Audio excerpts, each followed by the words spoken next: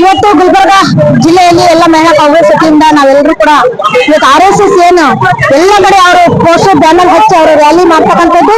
ಇದು ನಮ್ಮ ಪ್ರಿಯಾಂಕ್ ಖರ್ಗೆ ಅವರು ಅವ್ರ ಇನ್ಚಾರ್ಜ್ ಮಿನಿಸ್ಟರ್ ಆಗಿ ಅವರ ಒಂದು ಆಸೆ ಭಾವನೆಯಿಂದ ನಾವು ಇವತ್ತು ಅವ್ರು ಏನ್ ಹೇಳಿದ್ರು ಮಾತು ಎಲ್ಲ ಶಾಲಾ ಕಾಲೇಜುಗಳಲ್ಲಿ ಮಕ್ಕಳಿಗೆ ದಿಕ್ಕಂತ ಕೆಲಸ ಆಗ್ಬಾರ್ದು.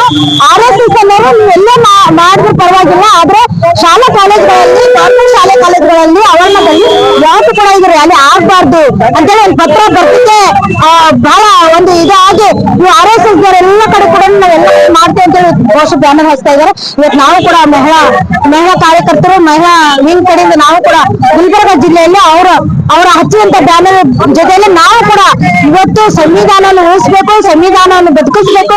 ಸಂವಿಧಾನ ಉಳಿಬೇಕಾದ್ರೆ ನಾವೆಲ್ಲ ಉಳಿತೀವಿ. ಸಂವಿಧಾನ ಮೇಲೆ ಯಾರ ಭಕ್ತಿ ಭಾವನೆ ಇಲ್ಲ ಅವ್ರು ಯಾವತ್ತೂ ಕೂಡ ಈ ದೇಶದಲ್ಲಿ ಬದುಕಕ್ಕೆ ಸಾಧ್ಯ ಇಲ್ಲ. ಆ ನಿಟ್ಟಿನಲ್ಲಿ ಇವತ್ತು ಪ್ರಿಯಾಂಕ್ ಖರ್ಗೆ ಅವ್ರ ಜೊತೆಯಲ್ಲಿ ನಾವಿದ್ದೀವಿ. ಅವರು ಒಂದು ಯುವಕರು ಒಂದು ಮುಂದೆ ಹೋಗಿ ಅವ್ರ ಮಕ್ಕಳ ಭವಿಷ್ಯನ ಒಳ್ಳೆ ರೀತಿಯಿಂದ ಉಜ್ವಲ ಆಗ್ಬೇಕು.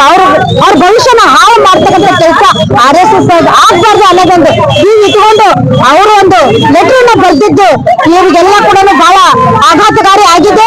ಇವತ್ತು ನಾವು ಪ್ರಿಯಾಂಕ್ ಖರ್ಗೆ ಅವ್ರ ಜೊತೆಯಲ್ಲಿದ್ದೀವಿ, ಸಂವಿಧಾನ ಜೊತೆಯಲ್ಲಿದ್ದೀವಿ. ಡಾಕ್ಟರ್ ಬಾಬಾ ಸಾಹೇಬ್ ಅಂಬೇಡ್ಕರ್ ಅವರ ಹೇಳಿದ ಸಂವಿಧಾನ ನಿಟ್ಟಿನಲ್ಲಿ ನಾವೆಲ್ಲರೂ ನಡೀತೀವಿ. ಇವತ್ತು ಗುಲ್ಬರ್ಗ ಜಿಲ್ಲೆಯಲ್ಲಿ ಅಲ್ಲ, ಇದು ಇಡೀ ದೇಶದಲ್ಲಿನೇ ಇದು RSS ಬ್ಯಾನ್ ಆಗ್ಬೇಕನ್ನೋದೇ ನಮ್ದು ಎಲ್ಲರದ್ದು ಉದ್ದೇಶ.